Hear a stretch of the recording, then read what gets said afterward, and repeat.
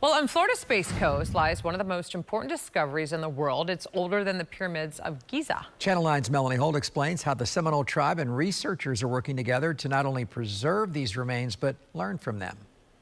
Titusville is home to a decades-old discovery many may have never heard of, the Wendover Archaeological Site.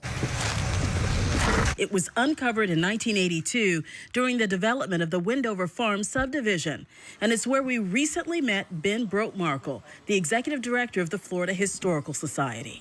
He was clearing away the muck and noticed this round brownish object in the bucket of his backhoe. And he got off of it and he looked at it and it was looking back at him. It was a human skull.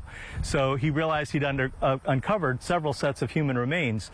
There were 168 ancient bog burials preserved in extraordinary detail. They cared for their loved ones and buried them with care. It was a pond cemetery. So it was really fascinating. They were wrapped in the oldest woven cloth found in North America. An exhibit at the Brevard Museum of History and Natural Science recreates their story. But for the Seminole Tribe of Florida, Wendover is more than an archaeological discovery. To us, this is where our ancestors were laid to rest. It's a cemetery. You know, in our culture, we don't have a belief on how to, for instance, like ceremonies to rebury. Tina Osceola is the Seminole Tribe of Florida's Historic Preservation Officer. Because you're looking at, you know, maybe 7,000 years ago. And 7,000 years ago, you know, the life that was led by those who came before us, before we were known as Seminoles today.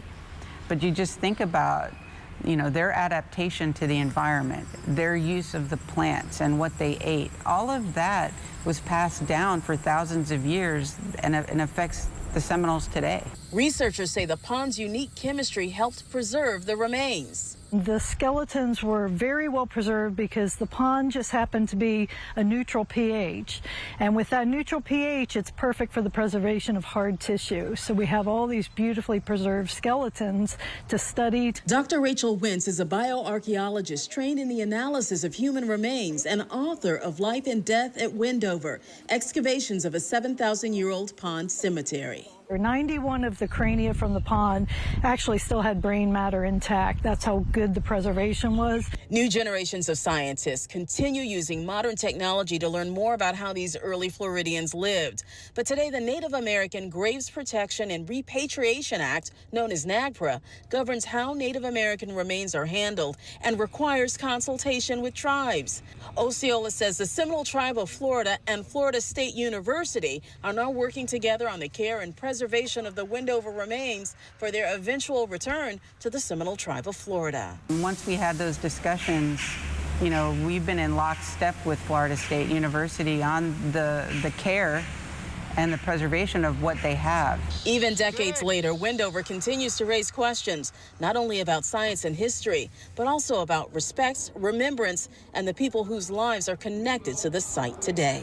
Even so many decades later, after working on Wendover, you know, I'm constantly thinking of those individuals. You know, at night when there's a full moon, I look up and I think, people from Wendover were looking at this same moon. Reporting from Brevard County, Melanie Holt, Channel 9 Eyewitness News.